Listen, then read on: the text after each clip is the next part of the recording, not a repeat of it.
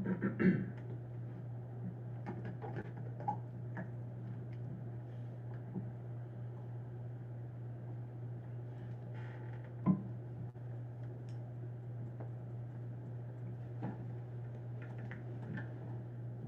we're good to go. All right, I'd like to welcome everyone to the 2021-22 school year Return to Learn plan for Millburn School District. Can we start with a roll call, please? Ms. Moss? Here. Mr. Coleman? Here. Mr. Gray? Here. Mr. Lorenzen? Here. Mr. Murphy? Here. Mr. Pederini? Here. Mr. Quinones? Here. Shall we stand for the pledge?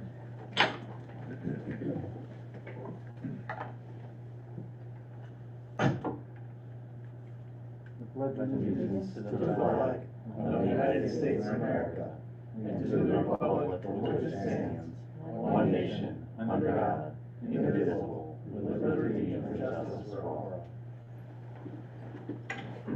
All right, do we have any public comments? I did not see it. Hearing procedures. Sorry. The Board of Education welcomes you to the public hearing concerning the 2021-2022 school year Return to Learn plan. The following agenda of procedure for the public hearing will provide for an orderly opportunity for each school district resident who so desires to have an opportunity to be heard in regard to this budget. Hearing procedures. Generally, the board president will open the hearings with appropriate remarks concerning the budget. The board president will then ask residents in attendance. I don't think I need to read this. So we don't have anyone. Oh, here's the one. We don't have anyone to speak, and that's it. So I will present the plan and explain it quick, and then if there are no questions, we'll move into our special meeting. So this hearing is a requirement by the federal government in order for us to get our ESSERS money. For our district, that means about $414,000 this year. In order to do that, they would like us to have a hearing, a public hearing on our return to school plan. This is a sample that was given to us that we used as kind of our template from another school district that has approved their plan, and so we're using that one. This does not go into specifics about everything that we're doing in the school. That would be pretty tough to keep up with, even between board meetings, as we know that between the last board meeting, there's been about 3 or 4 changes in the guidance. So generally what this says is that we follow our Return to Learn plan will follow the guidance. At this point, it includes masks for unvaccinated and vaccinated. That's something new that's added since I missed that one too. 3 feet or more in classrooms and 6 foot distancing when eating without masks whenever possible. So that's very general terms. We currently anticipate returning to master schedules 5 days a week of in-person instruction. That's been our target and our desire. The general idea of this is that we want kids in school as much as possible. We want to keep them in school as much as possible. When we're looking at our processes and our protocols for quarantine, it's going to be toward getting more kids in school as much as possible. Of course, if kids are sick, we want them home, which is part of that, and which will be hard for parents sometimes to understand. When your kids are sick, they got to stay home, or it's going to end up knocking more kids out of school for a longer period of time. So we're all going to have to work together on that, and those specifics on that are continuing to change, and we got guidance this afternoon delivered to us from the state of Illinois and ISB about some of the more specifics and more scenarios. So we're still reading through that 27-page document. But generally, we're expanding lunch again 6 feet, exploring and implementing social emotional support that responds to COVID impacts, including establishing routines and services to assist students in their return to school. We want kids consistent. So when we think about how we do lunch, when we think about how we do drop-offs, when we think about how we do school in general, we're also thinking about making it consistent for the kids. And we saw this last year when we did our plan.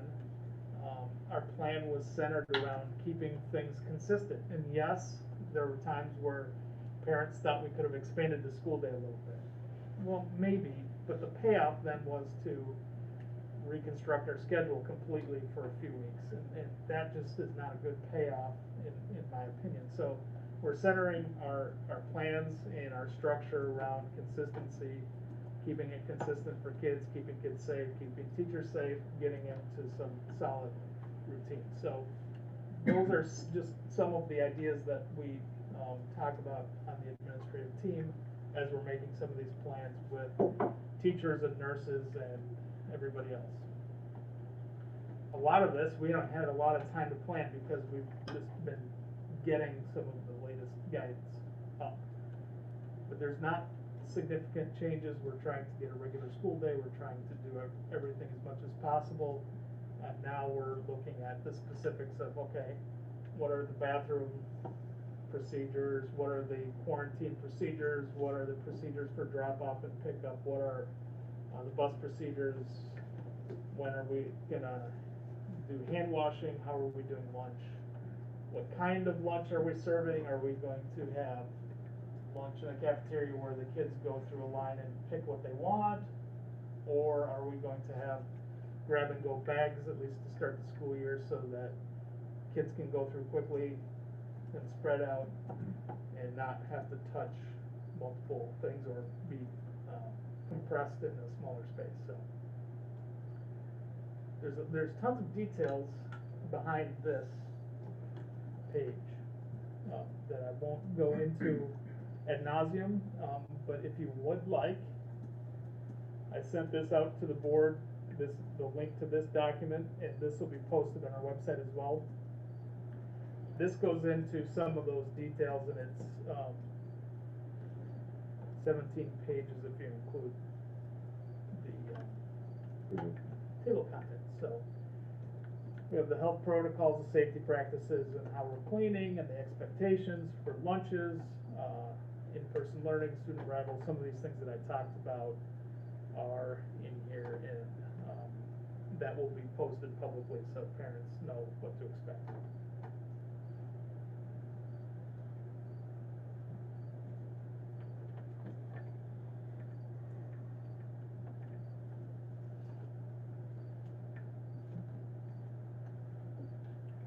As we know, the governor issued a mask mandate, and I haven't had a whole lot of questions about the mask mandate since he issued that, or whether or not we're using masks or when we're using masks. But the mandate is that every adult in the building, every student in the building, vaccinated or unvaccinated, must wear a mask in public schools. And I heard today he even included private schools, but I didn't pay much attention to that, so I can't swear by that. But that's what the mandate is. So kind of took it out of the board's hands as far as making that decision. A few weeks ago, we were contemplating that because we had some flexibility. When he issues the mandate, you can vote to not follow the CDC guidance and the mandate, but there are consequences to that, and in my opinion, those consequences are not worth it, not even close. That's where they withhold funding. Yep, it could. He has threatened to take funding, the state funding. What he would do is not recognize us as a public school, then we don't have state funding, which for Millburn is about $3.7 million, and so that would not be advisable. So it's just a way of them saying, oh, we give you the option, but they're not giving you an option at all. Not really. Right, yeah. So all the That's schools that made awesome. the decision, did they reverse their position? All of them in Lake County. I can speak for Lake County, 100% are now masked. Okay. To my knowledge, I looked today, we keep a spreadsheet going when there's decisions like this, just to keep track of who's doing what. And under masks now, as far as I saw today, was 100% of the districts are fully universal masking. In Lake County. Okay.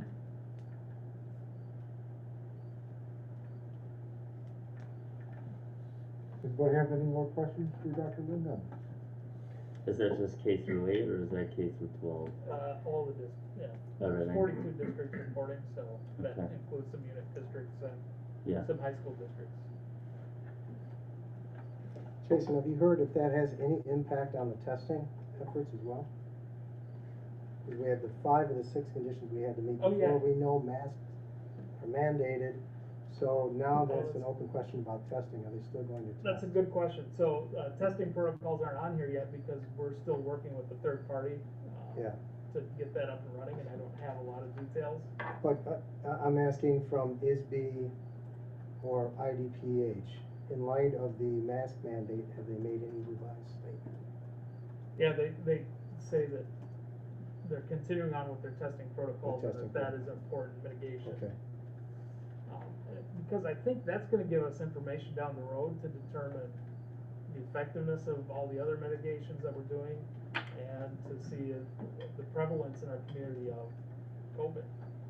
If the numbers are low still, maybe then we have some more flexibility down the road when, if the mandate goes back to a recommendation to take masks away if we choose to do that.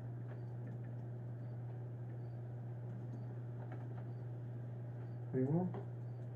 So like logistically, you haven't heard anything else about the testing vendor or No, no? Okay, nope, so it's likely not gonna be anything that's in place at the start of the year. it definitely won't. No, they told us, early September. Takes about 3 or 4 weeks to get that up and rolling. And we would probably phase it in with a smaller group. So we're not doing everybody all at once.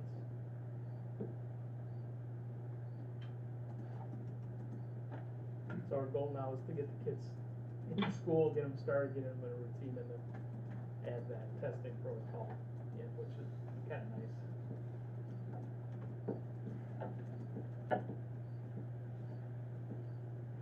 No further questions? Any questions about the community survey that we sent out, which everybody get a chance to look at some of those results?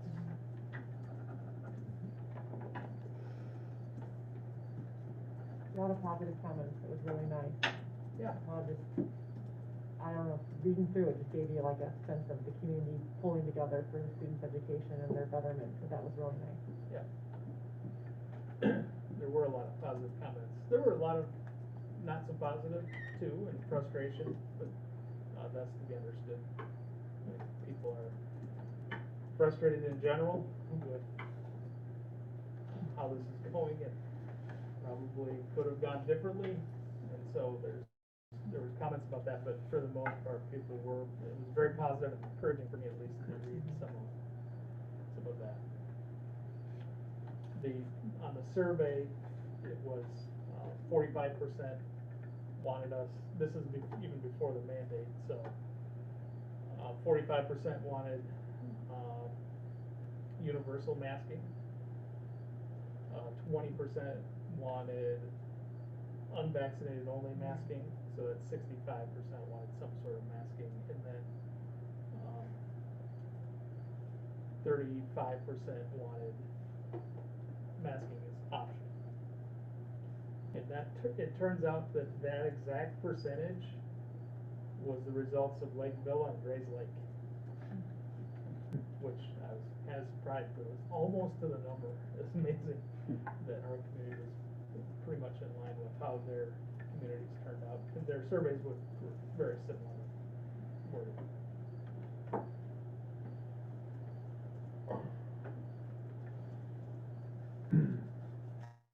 All right, if there's no further questions on the return to learn plan, then motion we adjourn this meeting. I move that we adjourn this meeting. Second. All in favor? Aye. And that ends our return to learn meeting. On to our special meeting. So let's open this special meeting for the Millburn School District 24 Board of Education. I don't think we need to do roll call again. We've done the pledge. Do we have any new public comments? Does not appear like we have any public comments. Action items. We need to approval of the 2021-22 school year return to learn plan. I'd like to make a motion to approve the 2021-2022 school year return to learn plan. I'll second. So we've just heard the plan. We've had all the questions, so I guess we can go with a roll call vote. Ms. Boss? Yes. Mr. Coleman? Yes. Mr. Gray? Yes. Mr. Lorenzen? Yes. Mr. Murphy? Yes. Mr. Petterini? Yes. Mr. Quinones? Yes. The motion passed. And the approval of summer school coordinator stipend increase in the amount of $2,000. I'd like to make a motion to approve the summer school coordinator stipend and the increase in the amount of $2,000. Second. We have questions on this? We talked about this at the last meeting, and, it turned out to be kind of a big role, and a lot of people signed up, so, we initially had 5,000 slated for that, and I think she put in way more effort than that, so 2,000 would be very nice. Roll call, please. Mr. Coleman? Yes. Mr. Gray? Yes. Mr. Lorenzen? Yes. Mr. Murphy? Yes. Mr. Petterini? Yes. Mr. Quinones? Yes. Ms. Boss? Yes. The motion passed. Approval of Amendment 1 to the 2021-22 Arbor contract for summer food service program. I'd like to make a motion for the approval of Amendment 2 to the 2021-22 Arbor contract for summer food service program. I second that motion. So you said Amendment 2, you want to put both of them together? Yeah. Do we have questions on the amendments to the Arbor contract? This is the new rates, the new pricing rates. These will be the rates for the summer food service program. The rates that were in the last contract that we approved was a national school lunch program. And because we didn't have specifically listed in their rates for the summer food service program, it required an amendment to add those. Now, the other thing they did is they also, because I think I mentioned that for the minimum wage, each year that the minimum wage increases, those, previously it was a separate payment we made to Arbor. Now they've requested that it be folded into the per meal cost. So this includes the minimum wage increases, and that's why there's one for July 1 through December 31st, and then another one from January through June, because the minimum wage increases again January 1, 2022. Thanks.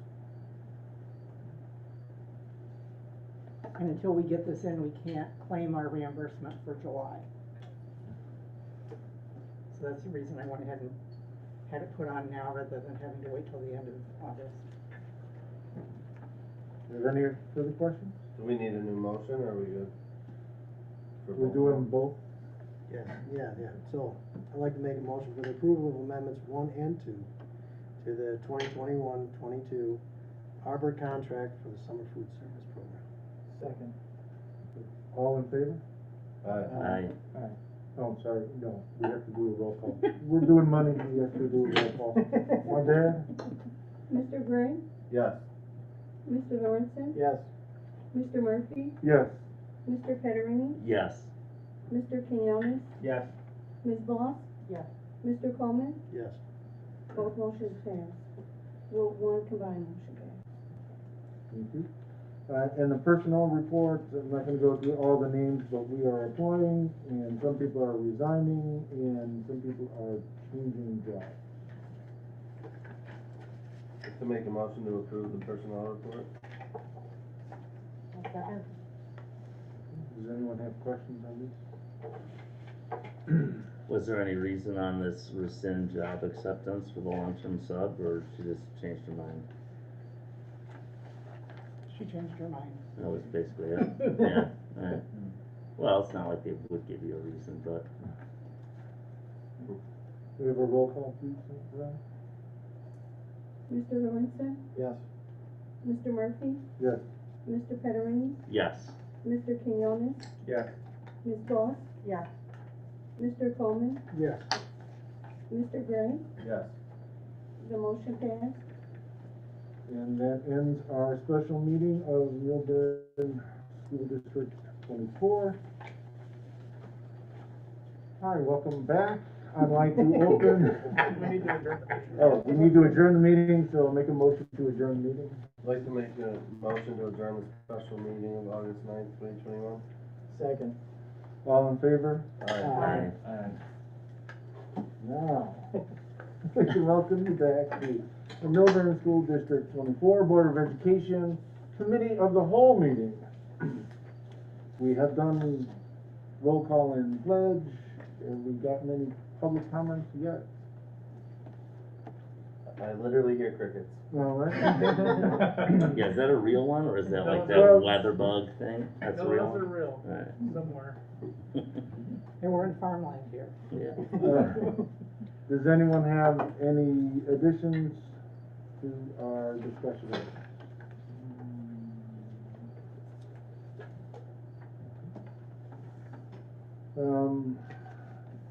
We need a motion for information discussion on the first reading of these board policies. You don't need them. Don't need a motion. That's right, because it's a discussion about board policies.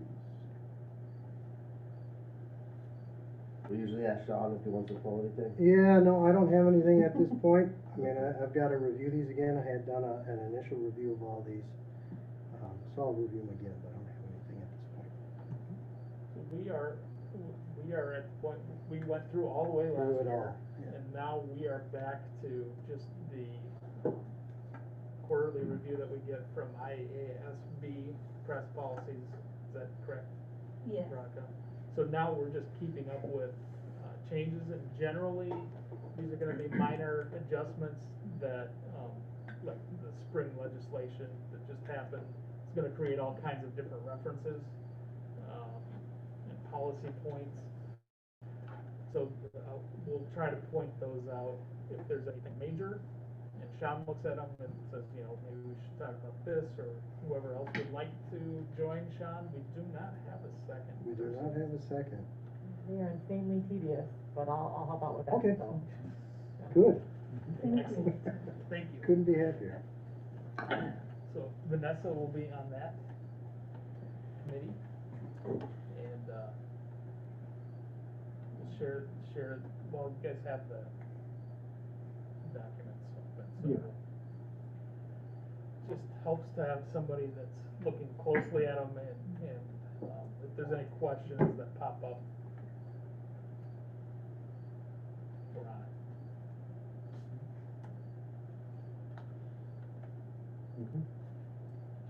Future agenda items, press policy updates again, budget reviews, report on shared services, salary compensation, report administrator and teacher salary benefits reports. Superintendent report. Great. So we had, new families today. Jake and Ben both hosted 2 sessions today, one during the day and one toward the evening. And, lots of new families moving into our district. A lot of, turnover, in the housing market has facilitated some of that, so, there were a lot of new families. Great to see them coming in and excited about the new school year. So, happy to have them, and, looking forward to that. I do have, as a result, and this will follow into my next discussion point, at the next board meeting, we are likely or possibly going to be asking the board to approve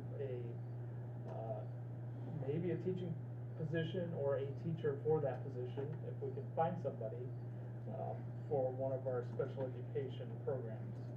Our structured learning program, which is the early, well, it's not, we go, structured learning program is early childhood through 8th grade.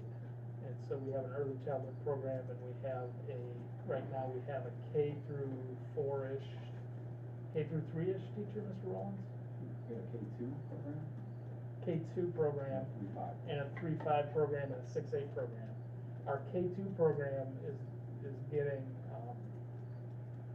the numbers are getting up there, and looking at some of the needs that we have in that program, these are the highest, these are students that require the highest structure and the highest support in our district. So these are pretty intense needs, and the most intense that we can house before we would have to provide services off campus.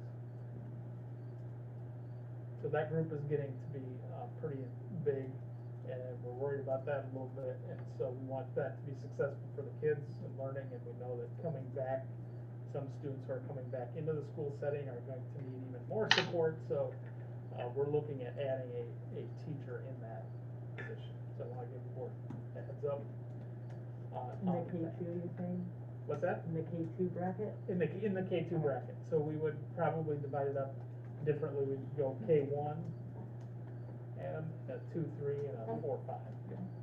So we'd spread it out. We'd move one student perhaps up into that 4-5, and Adam did a nice job of laying it all out, what he would like to see, and different options that we have. We may be able to make it, I just want, but we will see. We'll see how it goes, and we're have it advertised as an open now, so if we find somebody that's great that we can put in that position, I'd like to ask the board to do that. Is that a hard role to staff?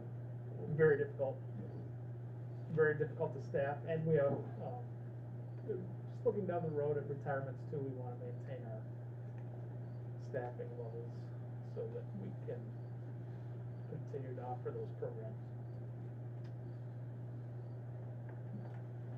We have a stellar program, SLP, not all children are, have what's called spectrum disorder, which used to be called autistic spectrum. Well, it is called autistic spectrum disorder, ASD now, but there used to be different levels of that. That's primarily who those, how we support those children. Not entirely, there's a variety of students, but. Jason, going back to the point around allowing families. Yeah.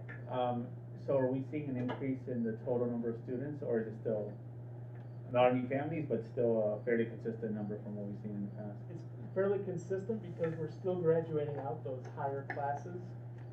Oh, So right, okay. the higher cohorts,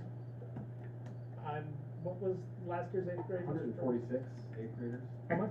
146. 146 8th graders. So we're graduating out a class of 146, and we're bringing in a class of 100 kindergarten.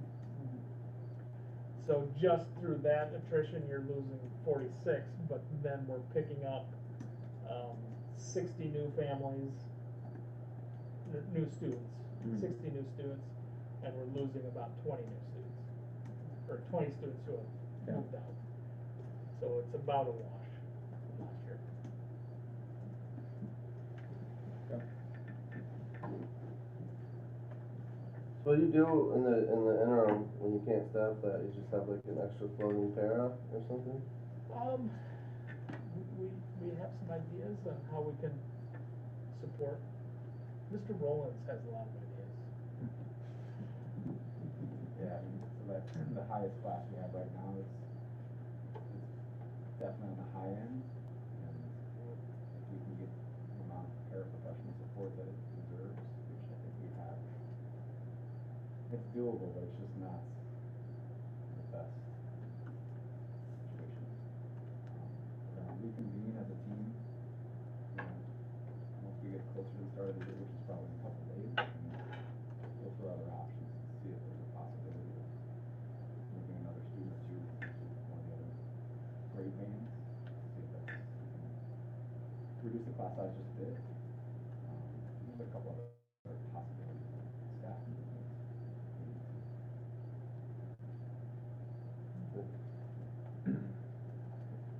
So we are, almost fully staffed. We are, advertising for this position. We are still have not staffed for a school psychologist. We have had 0 applicants, and Yeah, it's been posted for a number of months now. right, we posted it in May, I believe, or early June. We have 0 applicants for the school psychologist position, and there are 18 or 19 positions open in Lake County for school psychologists, so. Wow. If you know of anybody that's young or even looking at a second career, school psychology might be a good option. There's lots of opportunity in that area, and so we can encourage that. And in education in general right now, even teachers are becoming harder and harder to find, so we want to make sure that we're constantly looking at that and recruiting and doing what we can to support our current staff too. So we have a school psychologist position open. We have a speech pathologist position open, and that was going to be part-time with us and shared with Antioch. The other part, we haven't been able to hire for that. We did have some applicants and we offered positions and they decided to go elsewhere, so. We have 1 or 2 paraprofessional positions open, and we are looking for bus drivers, as every district is. We're okay for now, but if it's not, it's a little tighter than we'd like for bus drivers, so. We're in a far better position than other districts who have a vast shortage and can't get bus drivers and have had to redo their whole entire district schedule to accommodate that. So we're fortunate in that way, but those are some areas where we're short. And we're also fortunate in paraprofessionals that we've had the opportunity to hire as many as we have. We're only 1 or 2 short. Last year, we went through most of the year about 7 short. So this is good. I think we're in good shape.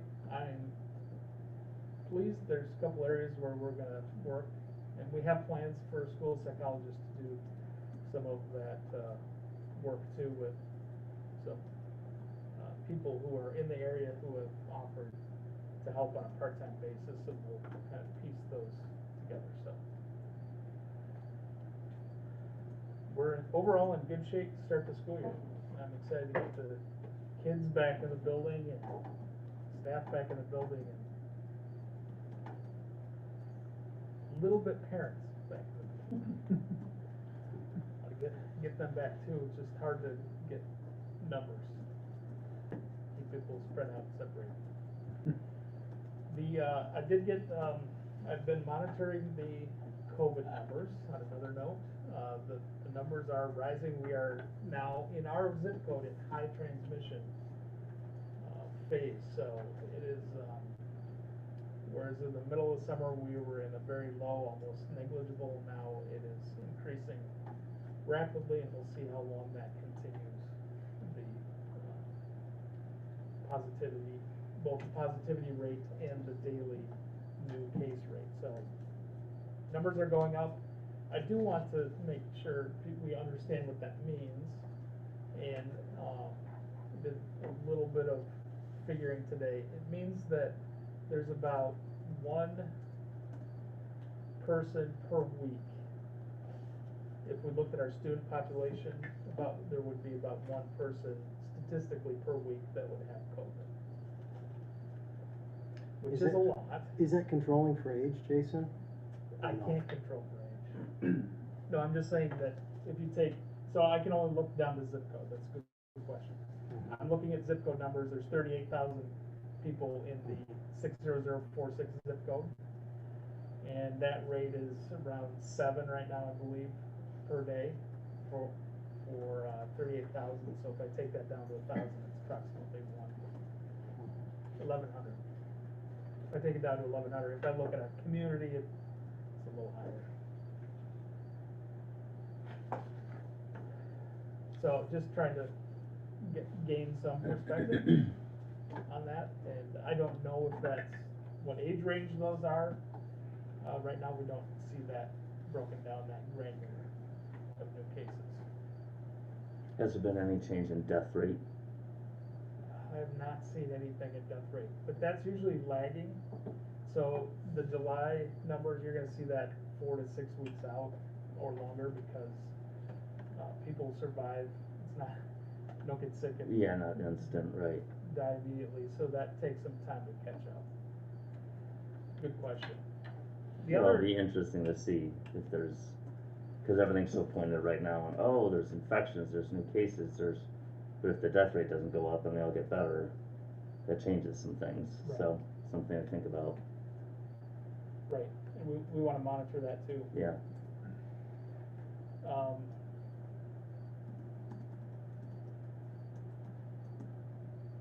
The vaccination rate, I looked at we now have the vaccination rate by zip code.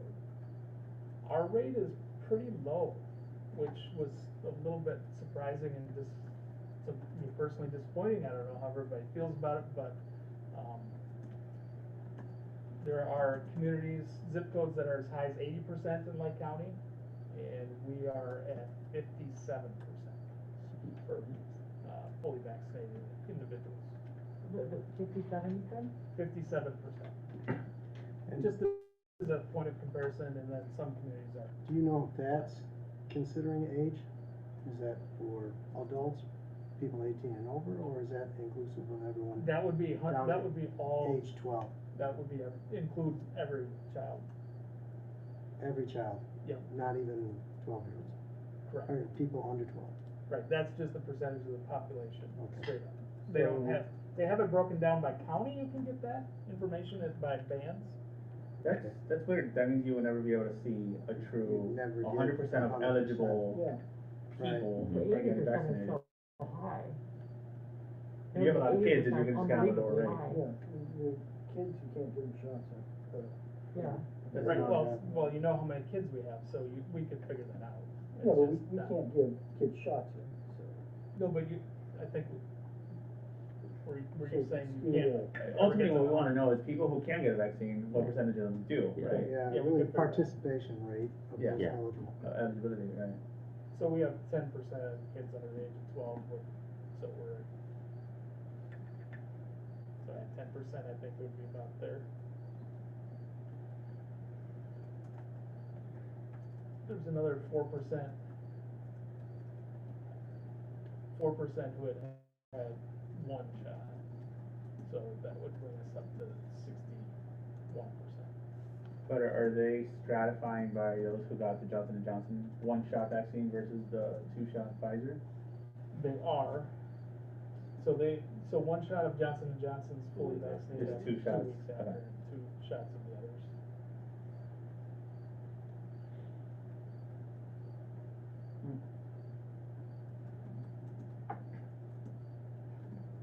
So it's just interesting,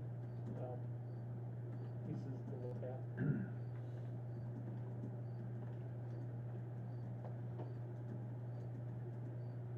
We'll continue to monitor all of that information as we. Those mitigation plans that we talked about last time that make up this Yeah. kind of like, The 7 does mitigation. that include vaccination rates? I know it included like It spread. did. So if you have vaccination rates under a certain percentage, They don't give a percentage, but if they say if your vaccination rate is high, you know, the if, and then Yeah. you can reduce mitigation. If vaccination's high, if transmission's low, But we don't know what That high should is. be taken into consideration, that's all, it's very broad. Okay. So yeah, 61%. Because Considered relatively in Lake County it might be low, but compared to the southeast, it's gonna be probably significantly higher. Right. Yeah, actually, as I look at it, it's not bad comparatively. Comparatively, no. I say not bad, it's about 53%. Yep. The only one, Cook County's 56, rounding up.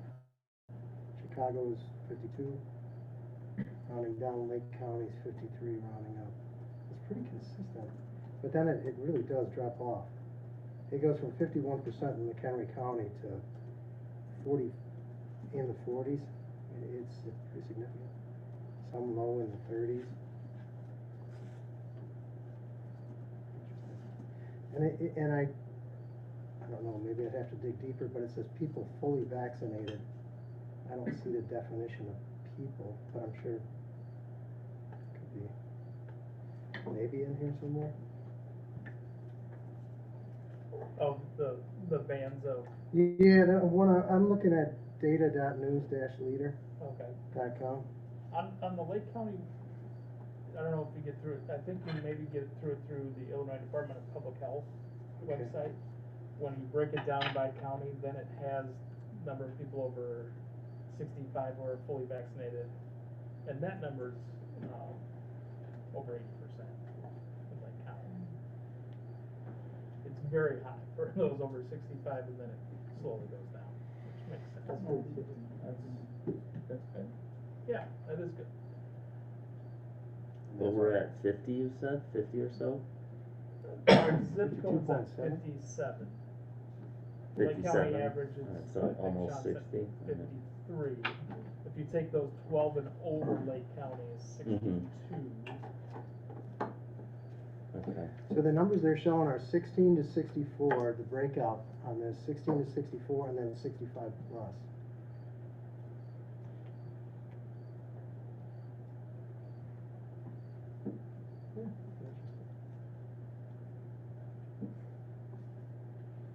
Then often hear 16 to 64-year-olds grouped in the same neighborhood.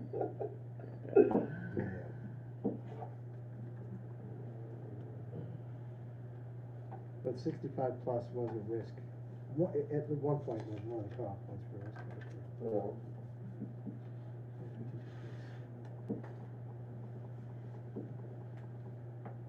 Anything else for us? No, no. Okay. Thank you, Dr. Lind. Dr. Johns, Board of Health, Business Health. All right, screen here.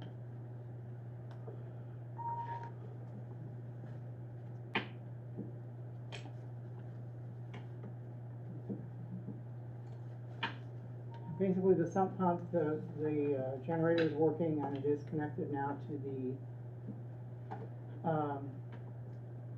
sump pumps in the lower levels. So hopefully, with all this rain that we're having, we don't have to test it, but we've actually tried a couple startups to make sure that it still worked, and I think it's scheduled, I can't remember if it's weekly or monthly, that it'll start up and run, and we'll check that. We are also looking at, right now I believe that it only goes to one outlet in the main technology room.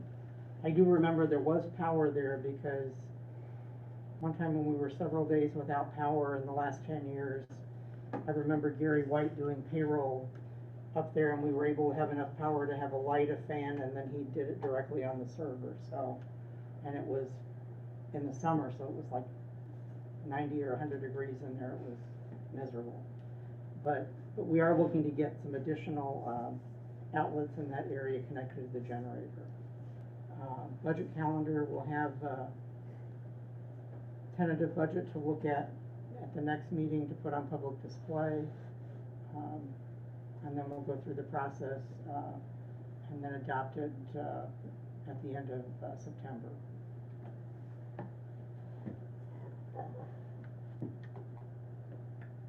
Auditors, the auditors were here last week. Over the next few weeks, we're going to work with them. There'll be additional follow-up questions they've got and additional reports they need from us.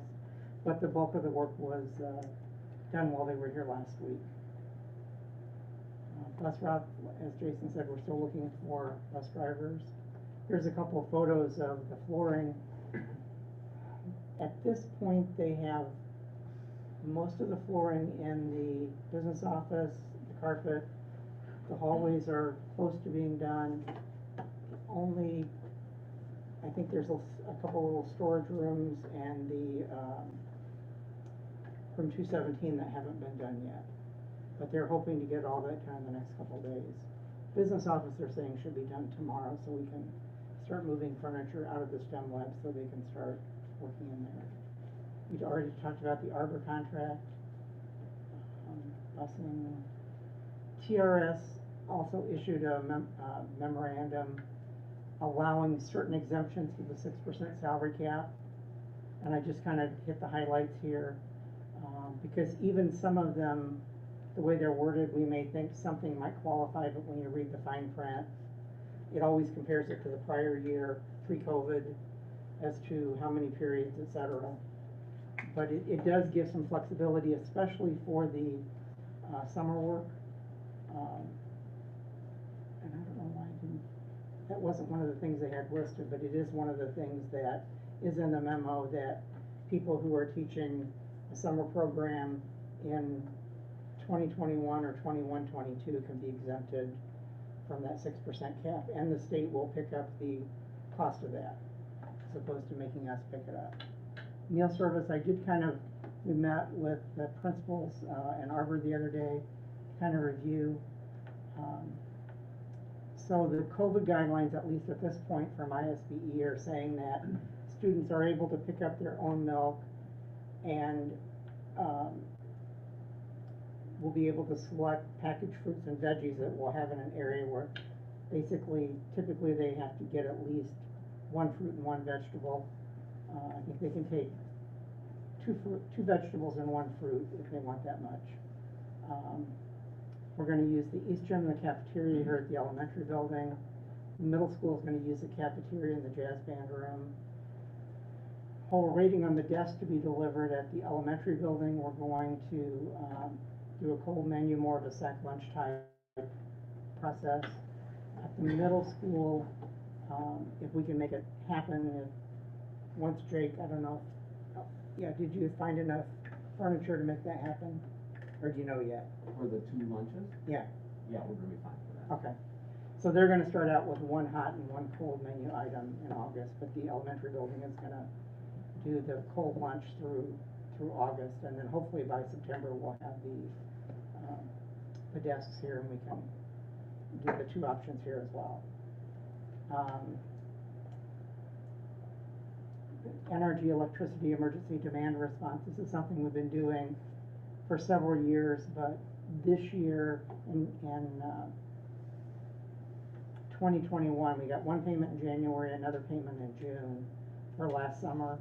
Basically, we have to shut down as much as we can for an hour once a year. And the concept is that if there would be a brownout or something that major that was occurring, that if we could assist by dialing down our power usage to help save the electric grid, they're giving us a payment for testing that, our ability to do that. So in 2021, we got about a little over $10,000, close to $11,000 for doing that. P-card rebate check. We don't have a lot of these P-cards out there, but administrators and secretaries use that for registrations, et cetera, and some expenses that we can't do a purchase order for. So we got almost $1,000 in a rebate from that program. And then we are going to have to do a circuit upgrade to our ISD and Prime circuit that basically, the easy way is to look at it, kind of connects the 2 buildings. So primarily for the phone and data transmission across between the 2. But the ISD and Prime has been out there for probably, I'm going to guess about 11 years. They're starting to phase that out and move into this ISDN Prime service. The Prime service has been around a while as well, but it's much newer than the ISDN Prime. If we wanted an ISDN Prime circuit now, AT&T wouldn't be able to provide it to us, so it's kind of on the way out. So our current contract expires in November. We'll probably make a transition prior to that, and it's actually slightly less money, not a whole lot, about 5% less than the ISDN Prime circuit, but it also allows us more flexibility if we need to increase the number of phone calls that we can have going across that. We can very easily do that without having to upgrade fiber or do anything like that. It's just a matter of making an adjustment in the software on their end and increase it, and then of course we pay extra for that. But it does give us some flexibility to, especially as we're looking at upgrading the phone system, to have that capability to go between the two buildings. That's it. Any questions or?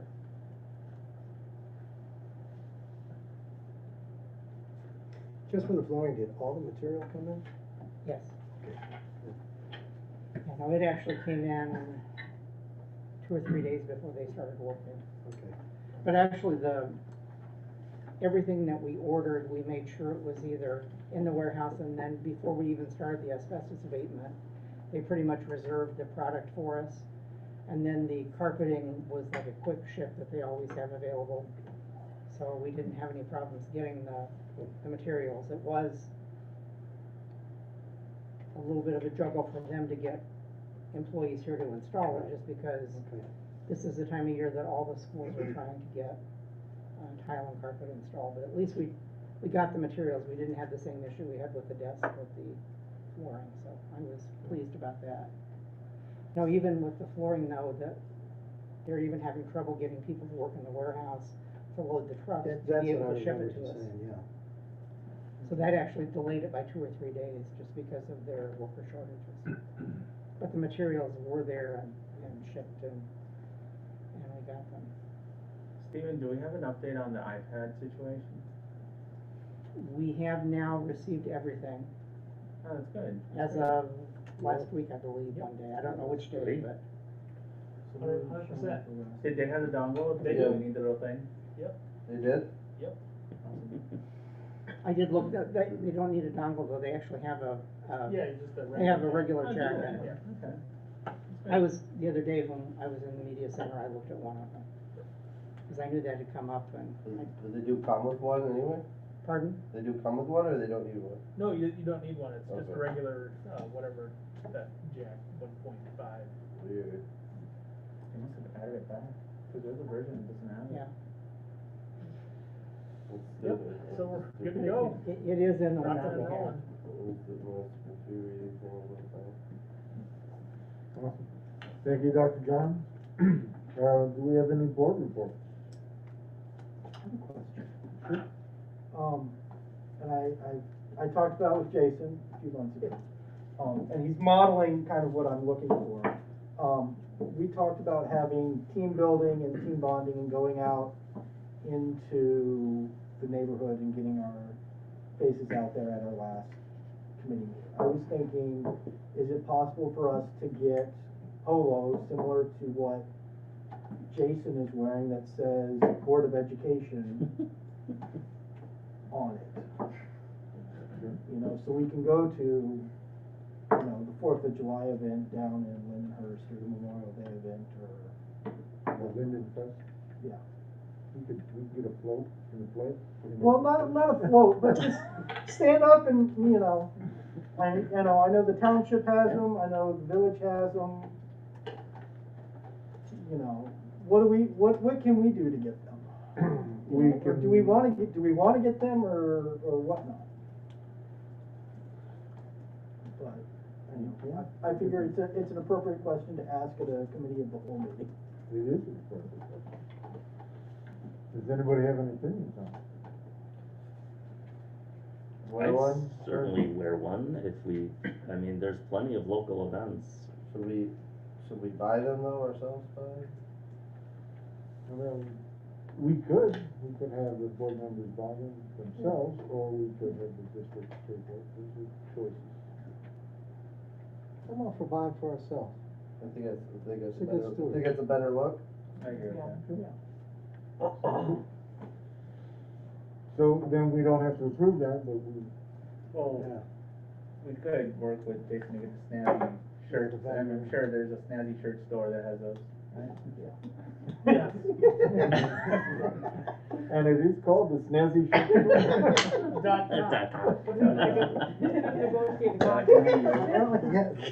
Hey, I just proposed it and got it passed, that's what I did.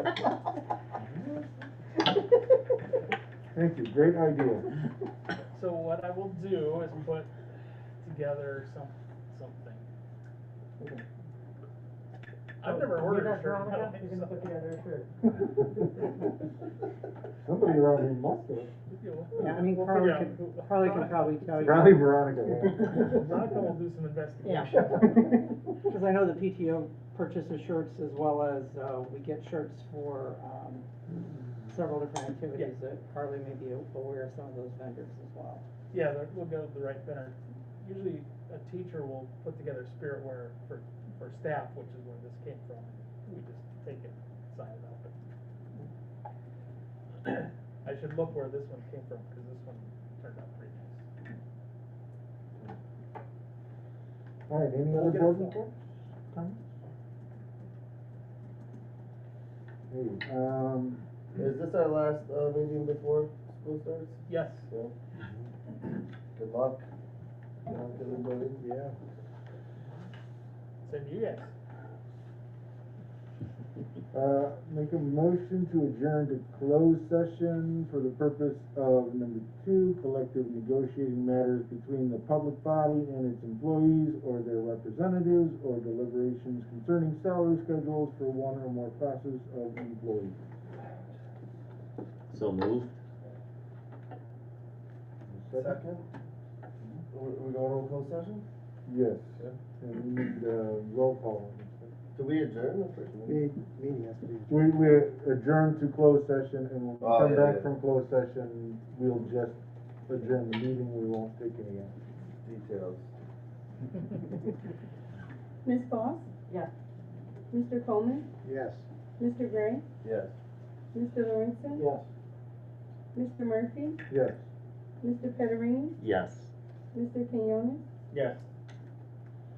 All right, we are adjourned to closed session, and just to be clear,